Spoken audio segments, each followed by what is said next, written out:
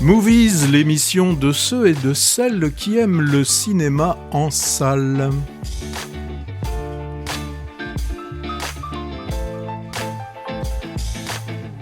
Votre émission cinéma présentée par Hervé Brie, bonjour.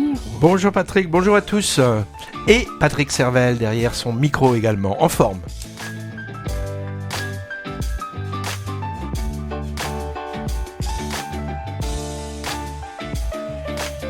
Et si nous allions à la rencontre de patients et de soignants en psychiatrie, tout ça, ce sera pour parler du film Averroès et Rosa Parks.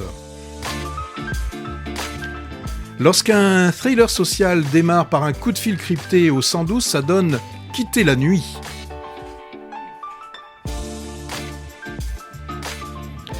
Un rock critique parisien découvre le monde des migrants, tout cela c'est dans quelques jours, pas plus. Un gros morceau de la quinzaine, c'est un employé qui dévalise le coffre de la banque où il travaille. C'est le point de départ de l'Argentin Los Delincuentes.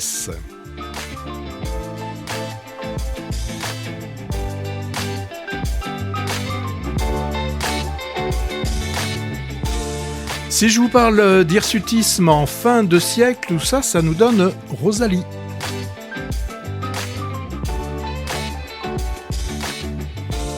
Des ados fissurés en plein été, c'est Il pleut dans la maison.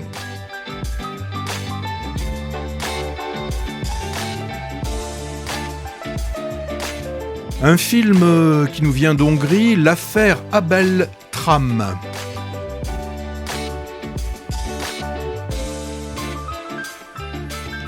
Et de la Turquie, c'est Yourt qui nous arrive.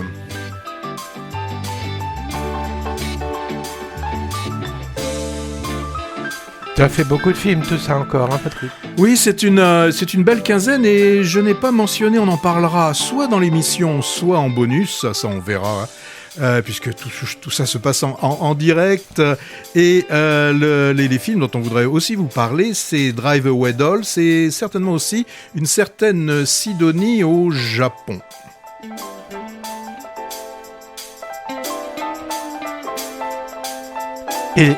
Et la rubrique deuxième couche est dans le viseur, et ça passe souvent là, ça. Hein. J'ai remarqué, c'est pas très sérieux ça. On annonce des trucs et on les fait pas. Je peux rajouter quelque chose à noter aujourd'hui que des artistes français dans la bande son de Movies, avec rien moins que Dominique A par Bachung, Biolay avec Jeanne Chéral et Vincent Delerme. D'où l'intérêt d'écouter l'intégrale avec musique plutôt que le saucissonnage de l'émission, petits fragments qui en sont privés. Mais chacun fait comme il veut. Alors, tu commences, Patrick, en nous parlant de quoi ? Alors, moi, je vais vous parler de Mackenzie, qui a une quinzaine d'années. Il vit en Wallonie. Et Purday, sa sœur, guère plus âgée que lui, s'occupe de lui. Elle s'occupe de la maison. En fait, elle s'occupe de tout. En fait, elle remplace une mère qui n'est quasiment jamais là, ou lorsqu'elle est là, on la voit arriver au milieu de la nuit, imbibée d'alcool et de tabac. Donc Mackenzie, abandonné, il est mal dans sa peau, et pour évacuer son mal-être, il évacue sa violence en tapant pas sur des bambous, mais sur des sacs de sable, ou oui, là c'est un peu plus dramatique, sur un jeune touriste de passage dans la région qui a pour seul souci, c'est de le chambrer sur les vêtements que porte Mackenzie, sur sa façon de parler, sur sa condition sociale. Donc aussi pour s'acheter, pour se faire quelques plaisirs simples, il magouille, il chaparde avec un de ses amis tout aussi mal dans sa peau. Voilà, donc ça c'est le résumé, enfin le film, le pitch du film « Il pleut dans la maison ». Alors, bien sûr, c'est une image. Il pleut réellement dans cette maison mal isolée, mais un peu comme il y avait un film, je me souviens, il y a quelques années, qui s'appelait « La fissure ». Eh bien, là, il pleut également dans la vie de ces deux jeunes. Voilà. Et tout ça se passe pendant un été. Alors, c'est pas un été en pente douce, mais c'est plutôt un calme plat. Et moi, j'ai trouvé que la réalisatrice a réussi à nous rendre palpable le mal de ces deux êtres, en fait, qui sont oubliés de tous et qui semblent n'intéresser personne. Alors le film est empreint de tendresse, mais ce qui est aussi intéressant dans le film, c'est la réalisatrice n'oublie pas de nous faire il y a une portée sociale de ce film. Alors j'ai pas donné le nom de la réalisatrice, elle s'appelle Paloma Sermonday, et ce qu'il y a de bien, c'est qu'elle essaye, en tout cas, de refuser la malédiction du déterminisme social, qui pour l'une, Purday, la jeune fille, la condamnerait à un travail proche de l'esclavage moderne en allant faire des ménages dans des campings, et lui, Mackenzie, on espère, en tout cas, elle nous donne un espoir qu'il ne sombrera pas dans la petite délinquance. Alors c'est un film donc de Wallonie, un film donc qui nous vient de Belgique. Les acteurs sont non professionnels. D'ailleurs, les prénoms que l'on utilise, Mackenzie et Purday, sont les véritables prénoms de ces deux interprètes. Ils arrivent, ces deux jeunes acteurs, à nous rendre crédibles, attachant leurs personnages. Donc c'est un premier film qui pourrait être dans la veine des frères Dardenne ou Ken Loach, pardon. Mais là, il y a quand même vraiment une empathie pour ces personnages. Moi, j'attends le second film. Ok. Je pense qu'il faut se dépêcher parce qu'il risque de ne pas rester longtemps à l'affiche pour ceux qui vont le voir. Alors là, on va changer, je pense, complètement. On change de continent. Tu vas nous parler d'un film que l'on aurait pu voir dans beaucoup de festivals et que toi, que tu as vu en salle ces derniers temps, un film assez long qui dure, je crois, plus de 3 heures. Los Delincuentes, les délinquants. Mais le titre espagnol a été gardé pour ce long métrage argentin. Très long métrage, trop long sans doute. Moran, employé de banque apparemment sans histoire à Buenos Aires, il a la vie réglée comme un métronome, avec un quotidien ritualisé. Ça c'est très bien montré dans le prologue, et il décide un beau jour de voler une grosse somme dans le coffre de son lieu de travail. Et il va impliquer un alter ego qui s'appelle Roman dans cette affaire, qui n'avait rien demandé. Alors, blague, on aura aussi comme personnage plus tard une Morna et une Norma. Bref, 4 prénoms composés des mêmes lettres. Donc a priori une histoire de braquage, plutôt haletante en introduction, mais le réalisateur s'appelle Rodrigo Moreno, il va contourner un peu le film de casse pour divaguer et s'intéresser aux conséquences de cet acte sur plusieurs personnages, nos 2 anti-héros donc, leurs collègues et des gens qu'ils vont rencontrer en tâchant de mettre le magot au vert. Tout ça avec des allers-retours, spatio-temporels, qui éclairent petit à petit l'histoire. Durée fleuve, presque 3h15, pas forcément indispensable, et tonalité burlesque de ces 2 pieds nuclés complémentaires, l'un plutôt enveloppé et l'autre une grande asperge. On est presque du côté des frères Cohen, mais eux savent resserrer leur scénario, ce qui n'est pas le cas ici, où on assiste à une dilution de l'histoire.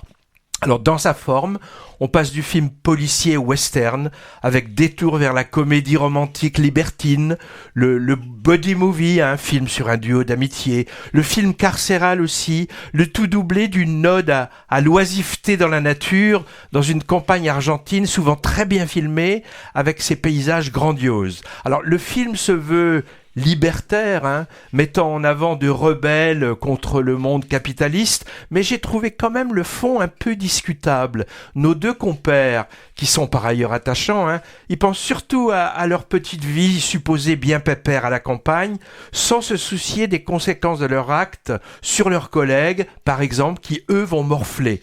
Bon, subversif, d'accord, mais individualiste avant tout. Bon alors, il ne s'agit pas de décerner des brevets de moralité quand on va au cinéma, mais quand même, la contradiction m'a un peu frappé. Voilà, en résumé, bon, on s'ennuie pas dans cette cavale de 2 rangs de cuir, qui a une construction assez originale, mais elle souffre de sa longueur et de son propos aussi pas forcément clair. Petite remarque, se glisse dans le film un clin d'œil à un film d'un cinéaste français. Clin d'œil que j'ai trouvé un peu tiré par les cheveux, je ne dis pas lequel, au spectateur de découvrir.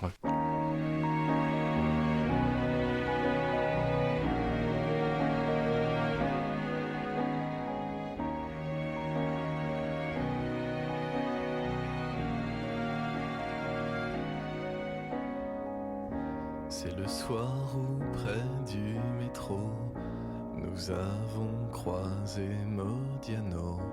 Le soir où tu ne voulais pas croire que c'était lui sur le trottoir. Le soir où j'avais dit tu vois la fille juste en face du tabac. Tu vois le type derrière de dos.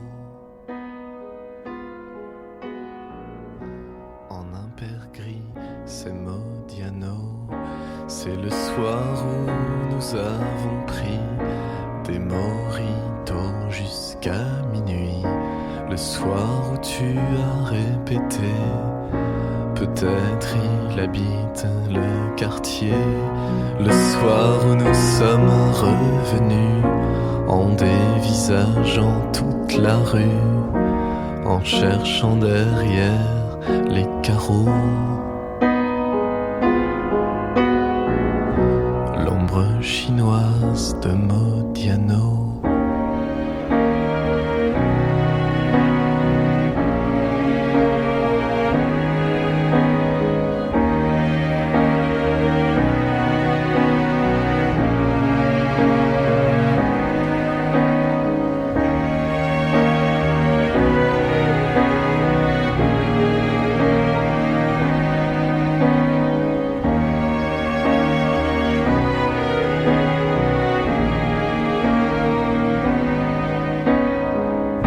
C'est le soir où je repensais à la veille du bac de français, en vous appuyant sur le champ lexical de l'enfermement. Vous soulignerez la terreur dans le regard du narrateur, dans les pages cornées d'un folio.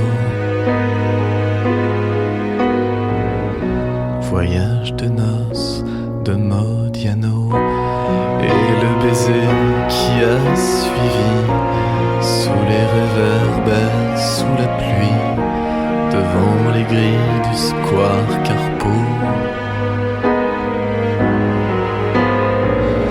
Et le baiser qui a suivi, sous les réverbères, sous la pluie, devant les grilles du square Carpeau. Je l'appelle Patrick Modiano.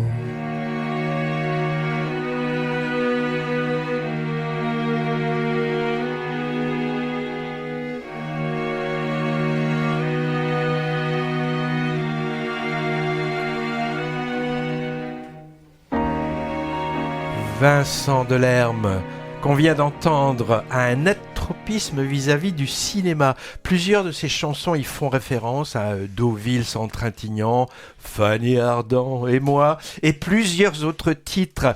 Il a composé la musique de Hors Saison de Stéphane Brisé, dont on a parlé en bien lors de l'émission précédente, et en contrebande dans Le Masque et la Plume, il paraît.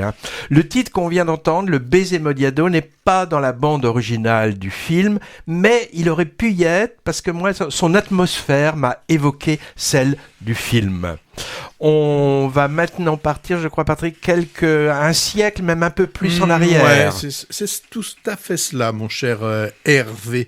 Le prochain festival de Cannes, il va s'ouvrir, grosso modo, dans un mois. Et il y a un an, au dernier festival, dans le cadre d'une rubrique, un certain regard, il y a un film qui avait été présenté et qui est sorti mercredi dernier, qui s'appelle Rosalie. Alors, qui est cette Rosalie? Eh bien, comme je l'ai dit un petit peu rapidement en introduction, elle souffre de ce que l'on appelle hirsutisme. Alors, quel est ce mot? Vous allez me le demander, tu me le demandes, bien sûr. Non, mais hirsute, je vois à peu près. Ouais. Eh bien, il s'agit en fait de femmes qui présentent une pilosité très importante sur l'ensemble du corps et plus particulièrement sur le visage. Et si elle ne fait rien, Rosalie devient une femme à barbe. Alors, phénomène de foire, présenté souvent comme des freaks ou des monstres qui finissaient souvent dans des conditions plus que difficiles. Et là, c'est une qui a véritablement existé, Clémentine Delay, donc véritable femme à barbe, qui a inspiré la réalisatrice Stéphanie Di Gusto pour ce film Rosalie. Alors, cette femme, en tout cas, la Rosalie qui nous intéresse, a dû passer beaucoup de temps pour cacher son embarras, donc elle est obligée de se raser quotidiennement, et son père lui trouve contre dot Abel, un tenancier de bar qui est complètement empêtré dans des dettes et qui est aussi physiquement très amoché par la guerre passée, celle de 70, celle de 1870. Alors, le Abel n'est pas du tout au courant de ce problème pileux que rencontre Rosalie. Et que vont-ils faire de cette pilosité quand elle va lui montrer et qu'il va le découvrir? Eh bien, Rosalie va décider de se libérer et finalement de laisser le rasoir de côté et de la barbe, d'assumer sa barbe.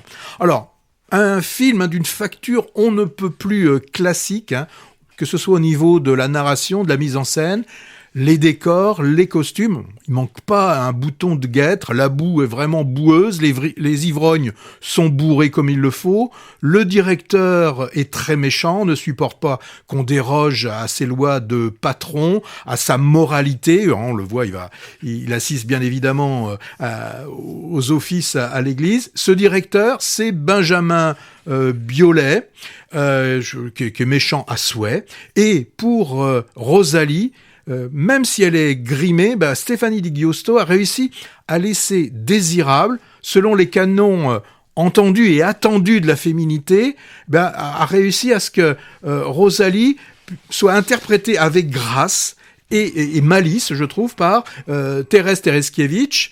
Je l'ai trouvée merveilleuse dans ce film. Et pour le cafetier, pour Abel, perclus de tous les mots, corseté. Alors corseté, il l'est physiquement, mais on sent aussi qu'il l'est dans sa vie, qu'il l'est aussi moralement. Eh bien, il va enlever son corset, il va enlever certaines de ses, il va se libérer de certaines de ses peut-être de ses contradictions. Et celui qui joue ça, il le joue encore d'une façon assez merveilleuse. C'est notre acteur caméléon, c'est Benoît Magimel. Donc pour moi, j'ai trouvé que Rosalie est un film qui arrive à nous amener de l'émotion dans ce monde difficile de travail, de ces travailleurs vraiment que l'on voit souffrir. Donc le film Rosalie, servi par d'excellents comédiens, peut-être qu'un peu plus de fantaisie dans la forme n'aurait pas nui à ce film Rosalie. Ouais, histoire d'amour contrariée, vraiment émouvante, avec ce mari compréhensif et aimant, mais dépassé par la situation atypique. Belle utilisation des décors, toutes ces maisons du village en enfilade au bord de l'eau, dans une jolie lumière, c'est très très beau. Grand talent, alors tu as dit Thérèse Tereskiewicz et Nadia, grand talent de Nadia Tereskiewicz. Pourquoi j'ai dit Thérèse? Je sais pas, parce que Thérèse Tereskiewicz, et on le savait depuis Les Amandiers ou Mon Crime, mais là elle crève l'écran dans un rôle difficile où elle est vraiment solaire. À noter une apparition de Juliette Armanet au casting, dans un petit rôle. Alors Benjamin Biolay, moi je l'ai trouvé moyennement crédible en sorte d'inquisiteur. Il est bien mieux à sa place dans Quelques jours pas plus, aussi à l'affiche en ce moment et dont on va parler un petit peu tout à l'heure. Mais là, tu nous parles d'un... Alors, est-ce qu'on appelle ça plutôt un documentaire? Oui, documentaire. C'est un documentaire. Averroès et Rosa Parks. Averroès, qui c'est? J'ai regardé, j'avais entendu ce mot. Un théologien, juriste et savant du Moyen-Âge, considéré comme un des plus grands philosophes de la civilisation islamique. Quant à Rosa Parks, peut-être plus connu, c'est une des figures emblématiques du mouvement des droits civiques qui a refusé en 1955 de laisser sa place à un passager blanc dans un autobus et débute son engagement militant contre la ségrégation raciale. Et Averroès et Rosa Parks, ce sont les noms de deux unités de soins d'un hôpital situé près du bois de Vincennes et appartenant au pôle psychiatrie de Paris-Centre. C'est l'ancien asile de Charenton en fait. Et ces deux noms, Averroès et Rosa Parks, ils ont été choisis par le documentariste Nicolas Philibert pour le titre de son nouveau travail, car il a posé sa caméra là-bas. Le film débute par des images de drones, repérant les lieux, puis on est plongé à l'intérieur des bâtiments aux côtés de quelques-uns de ces pensionnaires, une dizaine on va dire, et de 5 ou 6 praticiens dans leurs séances d'entretien avec les patients. Le film prolonge son travail précédent, qui explorait déjà la psychiatrie. C'était Sur l'Adamante, nom d'une péniche fixe sur un quai de la Seine et lieu thérapeutique et social. On rappelle que ce documentaire a eu l'Ours d'Or à la Berlinale 2023, ce qui conforte la stature vraiment internationale de Nicolas Philibert, déjà bien reconnu pour, entre autres, Le Pays des sourds, sur les malentendants, ou Être et avoir, dans une école primaire de campagne. Point commun entre ce film et le précédent, une caméra non intrusive, comme absente, qui se contente de capter des moments, souvent des échanges verbaux entre les protagonistes. Des films donc sur l'écoute et sur la parole. Et bien sûr, sans voix off, ni commentaires surplombants. Moi, je suppose que ces captations ont dû nécessiter des heures et des heures déjà d'approche, de mise en confiance, et j'imagine la quantité impressionnante de rush qu'il a fallu trier, éliminer pour un montage final d'un peu plus de 2 heures. Les différences maintenant, avec Averroès et Rosa Parks, la caméra se fait encore plus discrète. Un dispositif vraiment invisible, sans fioriture de style, avec la plupart du temps des plans fixes, des champs contre champs utilisés avec parcimonie dans de longs face-à-face soignants-soignés. Dans le précédent, le dispositif filmique était parfois montré, avec des malades qui évoquaient cette intrusion d'une équipe de cinéma dans leur lieu de vie, et même qui dialoguaient avec cette équipe. Pas de ça ici, aucun regard caméra par exemple, ce qui paraît vraiment étonnant, elle est vraiment oubliée cette caméra. Autre différence, je dirais la principale, l'Adamante est un lieu ouvert. Les gens y viennent librement la journée, seuls ou accompagnés par du personnel médical, pour y passer un moment dans un espace culturel communautaire protégés, où ils prennent des responsabilités. On les voyait tenir la buvette, les comptes, des propositions d'activités. Averroès et Rosa Parks sont des lieux fermés, avec des gens moins autonomes, parfois en crise, en danger pour eux et peut-être aussi pour les autres, et souvent murés dans leurs problèmes, avec un aspect carcéral que les malades discutent d'ailleurs à certains moments. Nicolas Philibert a dit avoir refusé de filmer des personnes en crise aiguë, qui n'auraient pas forcément été conscientes du dispositif et du fait qu'on aurait utilisé leur image. Ça aurait évidemment donné des scènes de scènes volées, de folie qui fait peur, tout à l'opposé de son objectif. Alors, comme dans le précédent documentaire, les mots entendus sont ici extrêmement forts, mélange de délire et de paroles parfois sensées et parfois d'une grande lucidité. On y voit une collection de personnages étonnants, entre celui qui discute de sa libération, entre guillemets, proche, mais en chipotant sur les détails, sur les modalités. On y voit un prof de philo totalement mégalo, qui cite Kant et Platon, une vieille dame vraiment émouvante qui se sent persécutée. Un prof de philo. et toute une galerie d'autres individus qui sont dans leur monde. Vraiment, c'est bouleversant, sans être voyeur, et parfois drôle aussi. Et ça touche, on n'en ressort pas indemne, car on réalise que la folie est un état passager dans lequel tout un chacun peut se reconnaître. Je cite une parole de Nicolas Philibert, lue dans un article, qui résume parfaitement ce sentiment. Il a dit « J'ai mis du temps à me l'avouer, mais ces personnages me touchent autant. C'est parce qu'elles me renvoient à moi-même, à mes propres vulnérabilités. Et c'est vrai que le film nous tend un miroir. » Chapeau bas pour ce documentaire de haute volée, leçon d'humanité sans surplomb ni apitoiement, et aussi bien sûr au passage, hommage aux soignants travaillant dans ces lieux, qu'on voit prendre du temps pour parler avec patience aux malades, mais parfois interrompus dans leur dialogue car débordés par des situations d'urgence. À noter, Averroès et Rosa Parks est en fait le deuxième volet d'un triptyque et le troisième sera visible en salle dans quelques jours. Ça s'appelle La machine à écrire et autres sources de tracas, filmé cette fois chez des personnes atteintes de troubles psychiatriques qui vivent en appartement, libre entre guillemets si je peux dire. Il est forcément dans mon viseur.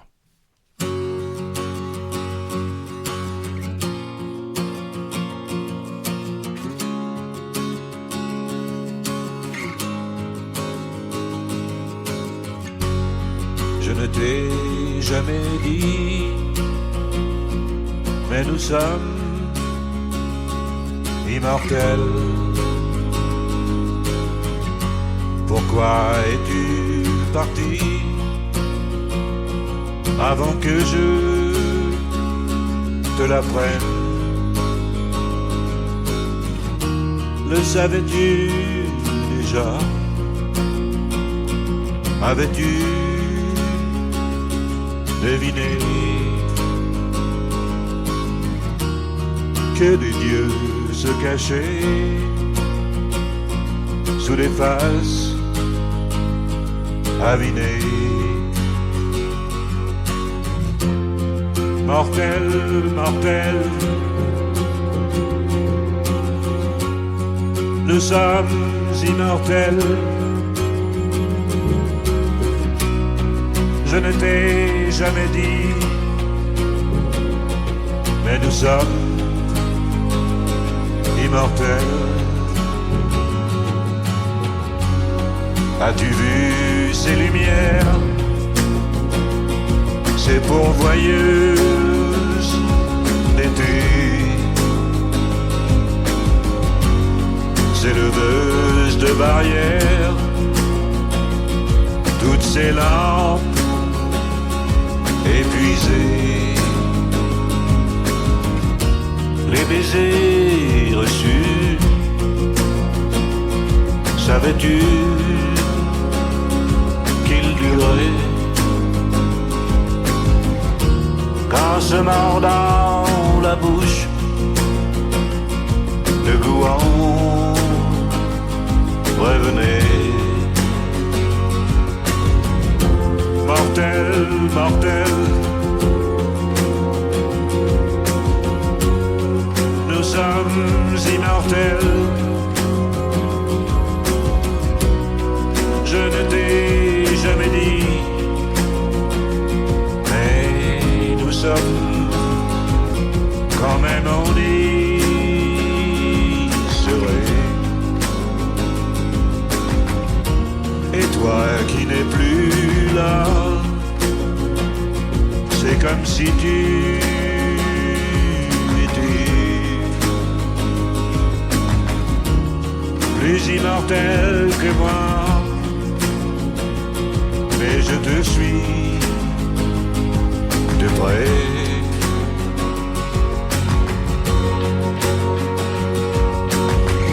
Mortel, mortel,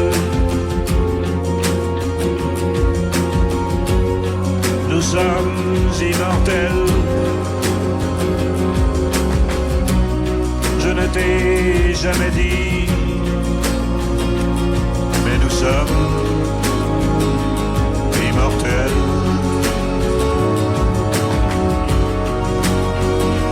Mortel, mortel, nous sommes immortels. Je ne t'ai jamais dit, mais nous sommes immortels. C'était l'immortel Bashung avec ce titre posthume entendu dans paternelle, dont mon camarade a parlé la dernière fois, avec un avis mitigé d'ailleurs. Ce sera en deuxième couche ou pas ? Mitigé, non, c'est pas mitigé. Je trouvais que ce film, c'était une horreur. Hein. Bon, d'accord. En tout cas, chanson écrite par Dominique A, avec un A majuscule, tellement le bonhomme est grand.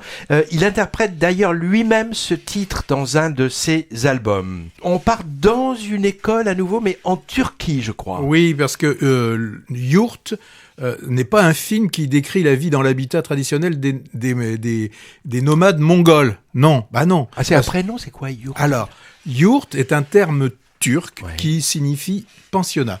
Mais un pensionnat bien particulier puisqu'il s'agit en fait d'écoles coraniques très strictes. Et dans cette école coranique très stricte, on retrouve Ahmet, qui a 14 ans et qui est envoyé par son père, alors une sorte de bourgeois moyen, qui récemment s'est converti et il est à la recherche, le père, d'une pureté que lui n'a pas été capable, selon lui, d'atteindre. Et là, son fils doit rentrer dans ce qu'il appelle le cercle, une sorte d'élite. Et on sent bien que c'est au travers de son fils que lui, le père, va essayer quelque part de se racheter. Alors, Yurt, c'est seulement la nuit, parce que le jour, Ahmet va dans un lycée privé, mais laïque, d'ailleurs très laïque, puisque tous les jours, on voit célébrer celui qui fut le premier président de la République turque, Mustafa Kemal Atatürk. Donc, on imagine rapidement que le film est hautement biographique. Et en effet, Nehir Tuna, le réalisateur, nous dit qu'il a passé 5 ans dans un établissement ressemblant à ce qui est présenté dans le film. Alors, dans un yurt, donc dans ce genre de pensionnat, tout est assez binaire. Soit on est du côté du bien, ou celui du mal. Soit on est pieux, soit on est infidèle. C'est noir ou c'est blanc. Et d'ailleurs, c'est le choix du réalisateur de filmer toute la première partie du film dans un superbe noir et blanc. Et un noir et blanc hyper contrasté, très beau, très tranché. Quand je dis la moitié, c'est environ les 2/3 du film, puisque après ces 2/3, la couleur arrive. Alors peut-être que c'est un peu simpliste dans le symbolisme, mais c'est lorsque la liberté pointe son nez, lorsque les murs tombent, et là on a l'arrivée de la couleur. Et autant le noir et blanc est dur, autant là la couleur est vive, chatoyante, un peu comme quand on découvrait les premiers films en Technicolor. On a un jeune acteur, celui qui joue Ahmet, il a vraiment une qualité, il a un très beau jeu d'acteur. Et il va se nouer une relation amicale, ou peut-être plus, d'ailleurs, on ne sait pas, on peut imaginer ce qu'on veut, qui va se lier devant nous entre un de ses amis qui, lui, est en dehors du monde aisé. Il va se passer des choses entre eux, enfin je veux dire, il va se passer une très belle relation d'amis. Et comme on le sait, dans les relations d'amis, par moment, il y a des moments où on passe tout son temps ensemble, et puis des moments on va se friter souvent pour une peccadille, et là c'est l'autre qui va reprocher à Ahmet en lui disant oui mais toi c'est un peu facile parce que du monde où tu viens tu arriveras toujours à trouver quelque chose alors que moi je suis condamné à rester socialement dans le bas. Alors si je pouvais faire vraiment simple, Yurt pour moi c'est l'histoire d'un Indo en fait qui cherche à être aimé, et d'abord par son père. Parce que lui, Ahmet aime son père, mais il ne sent pas le retour. Il a envie d'aimer, il a envie aussi, c'est de son âge, d'aimer une jeune fille du lycée, qu'il essaye d'ailleurs on voit de séduire délicatement, un peu maladroitement, et puis cette amitié avec son ami d'infortune. Alors la fin du film est assez ouverte, et en fait le réalisateur nous pose la question, finalement, Ahmet, comment il va évoluer ? Est-ce qu'il reprendra l'image du père ? Est-ce qu'il va suivre un petit peu ce qu'on lui a dicté ? Ou plus celui de son ami, plus épris de liberté ? Alors le film est censé se passer en 96. Alors il faut bien savoir que dans cette époque-là, la violence était très présentes, hein. Violence éducative, violence sociale, violence politique. Ce n'est pas mis comme étant le premier plan du film, mais ça fait bien partie du décor. Donc, bien sûr qu'on ne voit pas comment ça évolue ensuite. On n'est pas dans les années 2020. On est bien en 1996. Donc, pour moi, un film qui, malheureusement, je ne sais pas s'il va être encore longtemps à l'affiche ou s'il l'est encore, mais comme on est écouté quand même dans beaucoup d'endroits, et si on sort de l'agglomération bordelaise que l'on connaît, il y a fortes chances. Oui, il y a des fortes chances que on peut le trouver, oui, mais il va pas rester longtemps. Voilà. En effet. Donc c'était Yourt, un film de Nehir Touna. On va parler de quelques jours, pas plus. J'ai pas entendu parler de ce film. Eh ben, je vais t'en parler. C'est la réponse d'Arthur. Quelques jours, pas plus. Rock critique relégué aux actualités générales dans son journal très fortement inspiré du quotidien Libération d'ailleurs. Hein. Il couvre l'évaluation d'un... Décidément, je bafouille. Il couvre l'évacuation d'un camp de migrants empêché par une association d'aide aux réfugiés, et la responsable lui demande d'héberger chez lui un jeune Afghan en galère, Daoud. Alors il accepte, surtout car il a un peu flashé sur la femme qui lui a demandé ça en fait. Hein. Le film raconte ensuite la cohabitation entre ces deux hommes, Arthur et Daoud, donc leur découverte mutuelle et les liens de plus en plus étroits qui vont s'établir entre le journaliste hébergeur et les membres de l'association, en particulier l'avocate reconvertie dans le caritatif, Mathilde. Alors, cette description pourrait évoquer une romance sur fond de problématiques sociales et humanitaires prétexte, mais c'est plus que ça. Et l'aspect un peu rom-com n'est pas trop forcé et évite les clichés. La qualité du film repose beaucoup, je trouve, sur l'aspect documentaire, ancré dans l'actualité, donnant des visages à cette population d'hommes et de femmes en situation très précaire et demandant le droit d'asile, et dont beaucoup rêvent de traverser la Manche. Et on suit de près les actions et le quotidien de cette association qui s'appelle Solidarité Exilée et de ses bénévoles, en but aux institutions et aussi aux riverains d'ailleurs, le tout donc documenté par le journaliste embedded, comme on dit. Hein. L'autre grande qualité, c'est l'interprétation des rôles principaux. Benjamin Biolay est parfaitement crédible dans ce personnage désabusé, bohème, qui lui va comme un gant, découvrant un monde nouveau pour lui. J'allais dire, pour une fois, il est bon devant la caméra, parce que jusqu'à maintenant, moi, il m'a guère convaincu comme acteur, mais je ne le dirai pas, car je sais que certains auditeurs sont fans de lui et ne me le pardonneraient pas.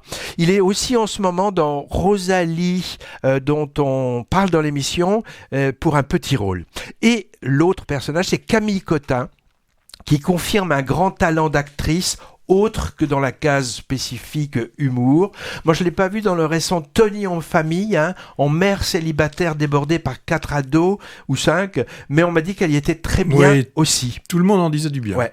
Elle a également un début de carrière internationale, et pas que dans la pub Nespresso avec Clooney. Elle est par exemple dans le récent Gucci de Ridley Scott, film pas du tout mémorable d'ailleurs, et on la verra bientôt en maîtresse de cérémonie à Cannes. Des notes d'humour allègent l'aspect dramatique du film, par exemple des clins d'œil ironiques sur la vie de journalistes spécialisés rock, et sur les goûts musicaux de chacun. On a droit par exemple à du Goldman, Hérésie bien sûr pour un rock critique branché, et enfin d'excellents seconds rôles, bien écrits et interprétés, par exemple Hippolyte Girardot en patron du journal. En bémol, quelques scènes mélo un peu trop surlignées concernant la vie du jeune Daoud. Je pense par exemple à une scène de recueillement sur une plage suite à un décès qui m'a paru sonner faux. Et bémol aussi pour le personnage de la fille d'Arthur, un peu crispante car caricaturale. Alors, pour la thématique, Un jeune réfugié afghan aidé par une personne via une association. Cette histoire fait penser évidemment à Fanny Ardant oui, dans Ma France à moi. Sorti il y a quelques mois, mais le traitement ici est plus, je dirais, politique, avec un véritable focus sur le travail de terrain des bénévoles de ces milieux associatifs, et c'est également moins naïf et bon sentiment, chose qui dérangeait un peu dans le premier. C'est vrai qu'il y a un monde entre le personnage de rock critique un peu trash, interprété par Biolay, pas vraiment partant pour s'investir au départ, et la bourgeoise du 16e qui se la jouait mère de substitution directive, incarnée par Fanny Ardant dans le film précédent, et incarnée admirablement, bien sûr. Et puis, le portrait fait du jeune Afghan est aussi bien différent dans les deux longs métrages, devenant gendre idéal, intégrant Sciences Po dans l'un, c'était tiré d'une autobiographie, plus réaliste, sans doute, dans quelques jours pas plus, avec cette immense tristesse qui ne lâche pas le personnage. Très belle interprétation de l'acteur, à noter. Son duo avec Biolay fonctionne parfaitement. C'est son premier rôle, je cite son nom, il s'appelle Amroullah Safi, et j'ai vu que son parcours personnel a beaucoup inspiré l'écriture du personnage qu'il incarne. Je sais pas grand-chose de la réalisatrice Julie Navarro, à part que c'est une ancienne directrice de casting qui signe ici son premier long métrage, ma foi réussi. Alors vous avez noté comment Hervé arrive dans chaque émission à pouvoir parler de Fanny Ardant. Ça c'était le hasard vraiment.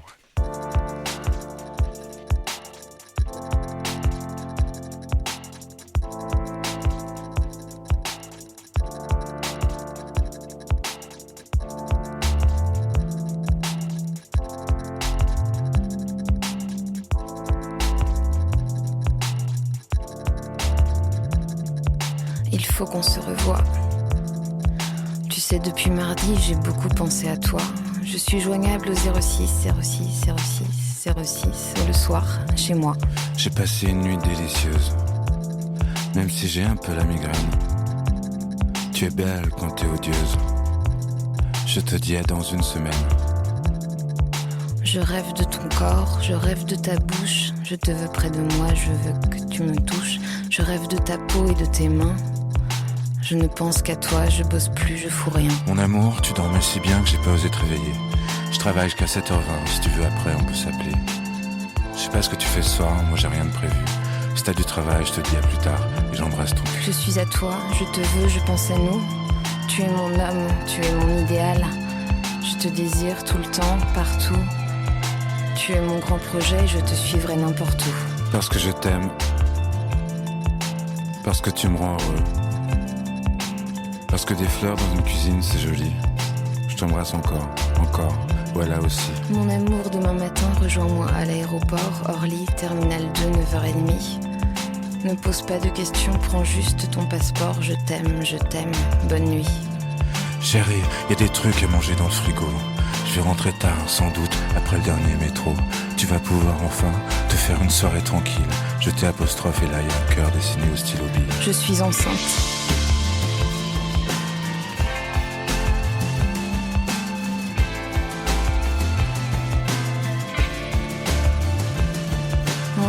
Ta mère a téléphoné tout à l'heure. Je crois qu'elle n'a pas encore osé prévenir ta sœur. Ton père a refait une attaque cette nuit. Je t'aime, appelle-moi. Je pense à toi, je pense à lui. Hier soir, j'ai oublié de te parler d'un truc important. Est-ce que tu peux m'appeler dès que tu te réveilles à n'importe quel moment? Ouvrez la parenthèse, important mais pas grave.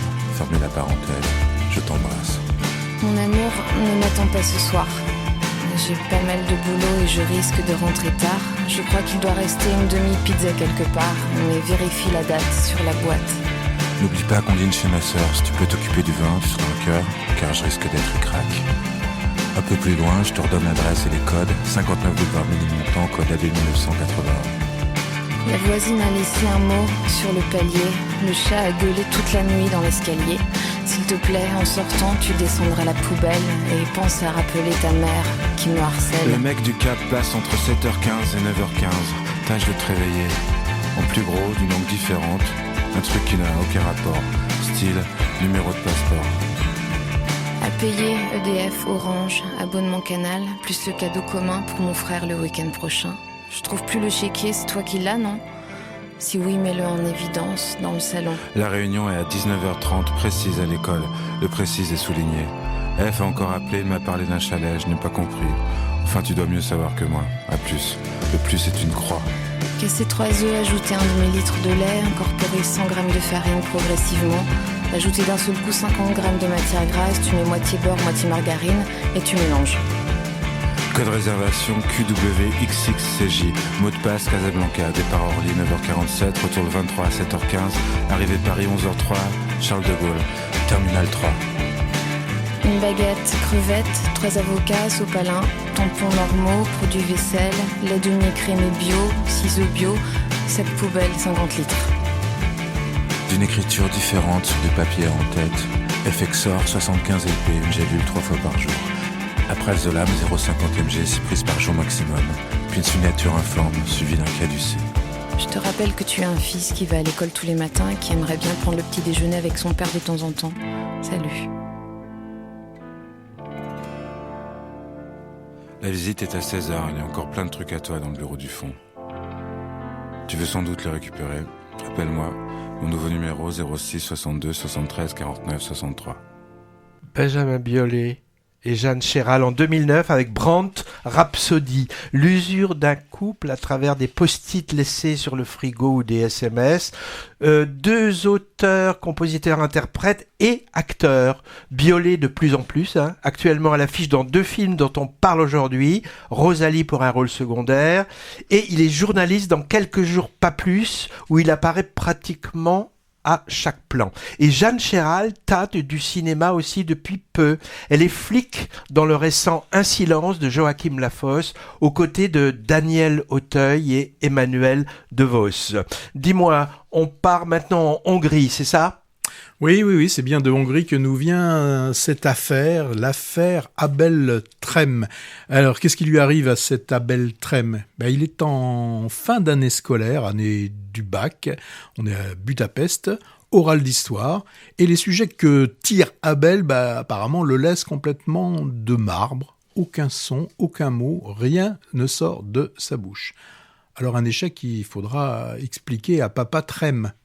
Alors, l'excuse serait celle-ci. Son prof d'histoire, au début de l'entretien, demande à Abel pourquoi il porte une cocarde au revers de sa veste. Ces demandes auraient décontenancé Abel, car elle aurait en fait signifié « Pourquoi portes-tu cette cocarde qui est le symbole qui, en dehors du jour de la fête nationale, est plutôt un signe d'appartenance à un parti nationaliste ?» Alors, il faut savoir que le prof est plutôt, lui, du côté opposé politiquement au parti nationaliste. À partir de ce moment-là, toute une machine médiatique va se mettre en marche et va même complètement s'affoler. Alors, c'est un postulat assez simple, en fait, pour évoquer la révolte d'un adolescent, donc qui a un père obnubilé par la réussite sociale, avec donc pour la réussite sociale obligation de réussite pour engager des études universitaires.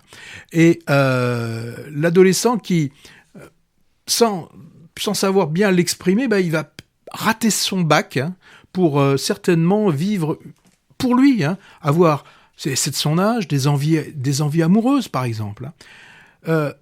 Le choix aussi du réalisateur était de nous montrer la vision de la société hongroise, une société hongroise avec des personnages politiquement adversaires.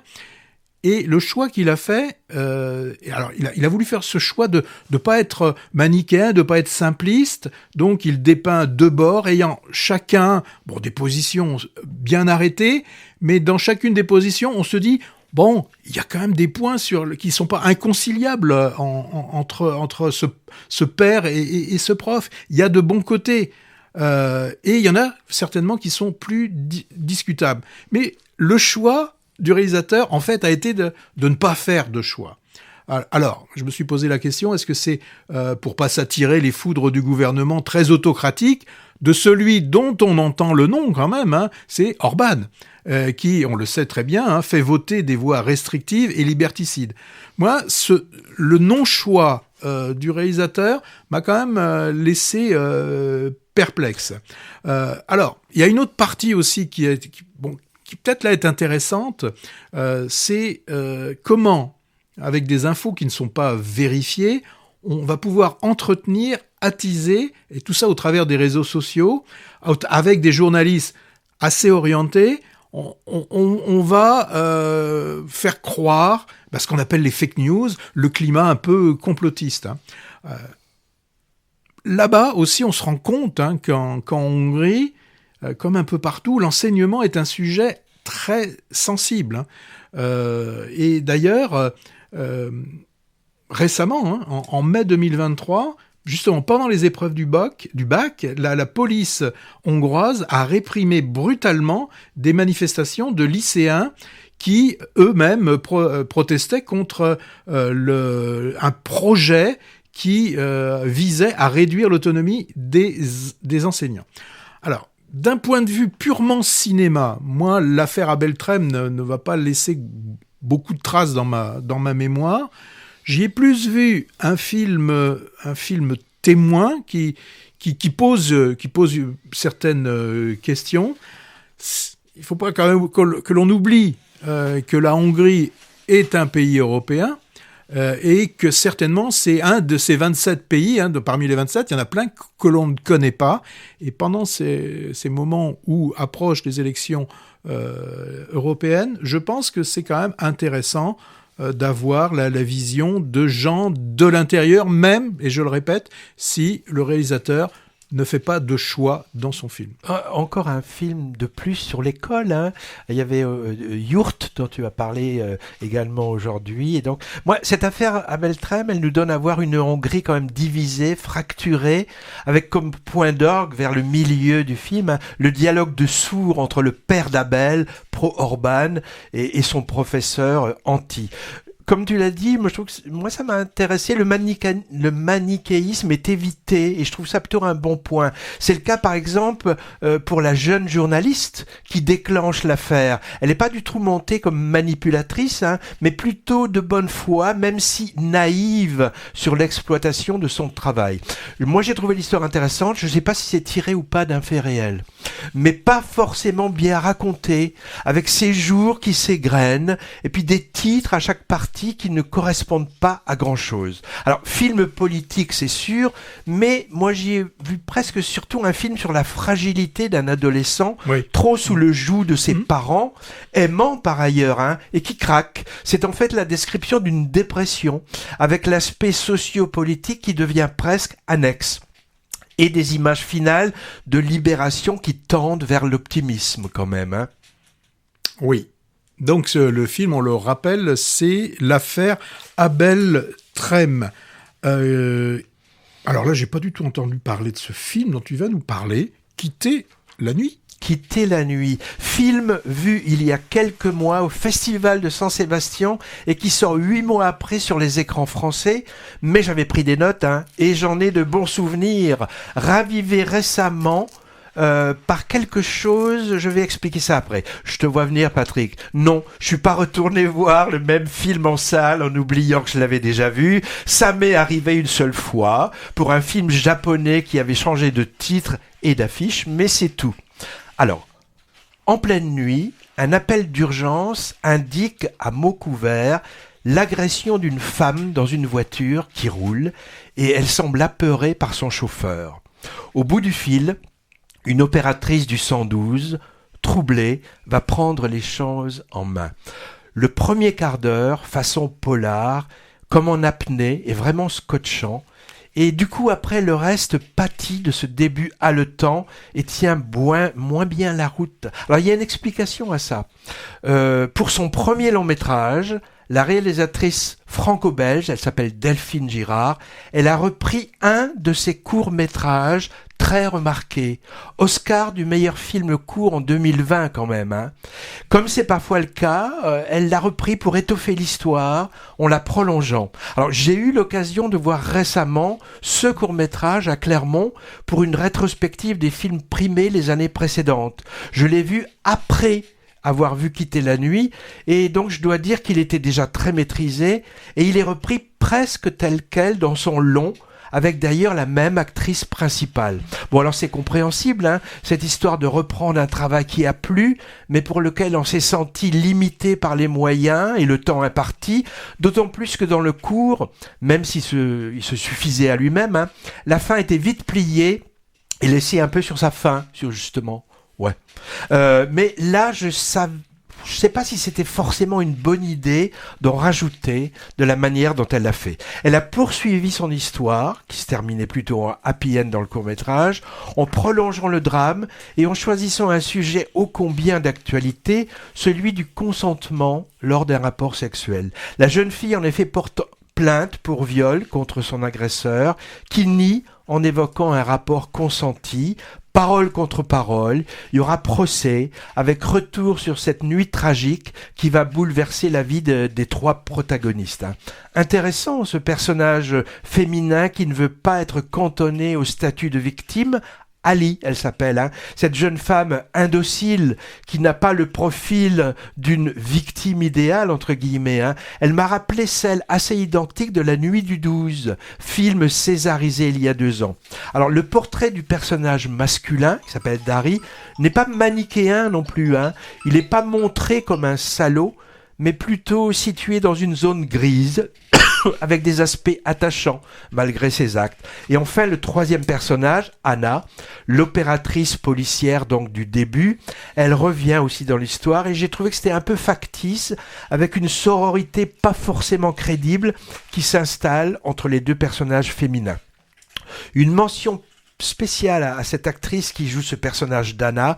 Elle s'appelle, je vais écorcher son nom, Verle Battens. C'est une actrice flamande au jeu tendu et plutôt charismatique.